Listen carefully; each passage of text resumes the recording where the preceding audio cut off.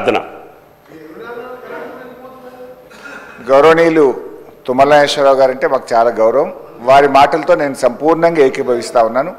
ఈ చర్చ సభలో నిజంగా కూడా రైతుల గురించి జరగాలి. రాష్ట్రంలో కోట్లాది మంది రైతులు ఏం జరుగుతుంది, రైతు బంధు భవిష్యత్తు ఏంది అని ఎంతో ఆశతో ఎదురు చూస్తూ ఉన్నారు. తప్పకుండా దాని మీద కేటీఆర్ గారు మాట్లాడతారు. దయచేసి నేను స్పీకర్ గారిని కోరేది, కేటీఆర్ గారు 5 నిమిషాలు మాట్లాడితే తుమ్మల నాగేశ్వరరావు గారు 3 సార్లు లేచిండ్రు. దాదాపు 10 నిమిషాలు 15 నిమిషాలు వెంకటరెడ్డి గారు మాట్లాడారు. విప్పు గారు 2 సార్లు లేచిండ్రు. ఇట్లా ఇంటరప్ట్ చేస్తే ఫ్లో పోతుంది.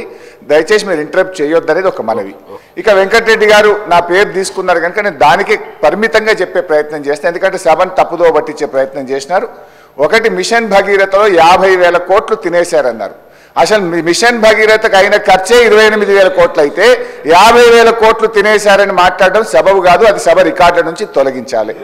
రెండవది, వారు మాట ఏమన్నారు, మా నల్గొండ జిల్లాకు అన్యాయం అయిందన్నారు. నేను నీటిపారుదల శాఖ మంత్రిగా పనిచేసిన. సభ అయిపోయినాక నేను ఆయన ఇద్దరం కలిసి సీదా పోదాం, ఎక్కడికి పోదాం, తుంగతుర్తికి పోదాం, సూర్యాపేట పోదాం, కోదాడ పోదాం. నాటి కాంగ్రెస్ పాలనలో 1 ఎకరానికి నీళ్లు రాకపోతే కాళేశ్వరం నీళ్లతోని 2 లక్షల ఎకరాలకు గోదావరి నీళ్లు పారించినమా లేదా, పోయి సీదా కాలువల మీద నడుచుకుంటూ ఈ నీళ్లు ఎప్పుడు వచ్చినాయి, కేసీఆర్ వచ్చినాక వచ్చినాయా, అంతకుముందు వచ్చినాయా అడుగుదామంటే అడుగుదాం. మూడోది, నల్లగొండకి ఏం చేయలేదని మాట్లాడడం కూడా కరెక్ట్ కాదు.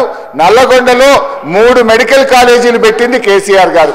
నల్లగొండ పట్టణంలో గతంలో మీరు మంత్రిగా ఉన్నప్పుడు ఎట్లా ఉంది, కేసీఆర్ గారు నల్లగొండ పట్టణాన్ని గత 5 ఏళ్లలో ఎంత అభివృద్ధి చేశారో నల్లగొండ పట్టణ ప్రజలను అడిగితే కూడా చెప్తారు అధ్యక్ష.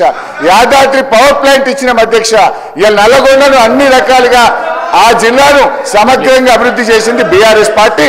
దయచేసి ఇంకా చాలా చెప్పగలుగుతా కానీ చర్చ రైతు బంధు మీద జరగాలి కనుక మీ మీద గౌరవం కొద్దీ మీ సూచన మేరకు కూర్చుంటున్నాం. దయచేసి డిస్కషన్ రైతు బంధు మీద జరిగే విధంగా కేటీఆర్ గారికి అవకాశం ఇవ్వాలి. చర్చను డైవర్ట్ చేయొద్దని కోరుతున్నాం.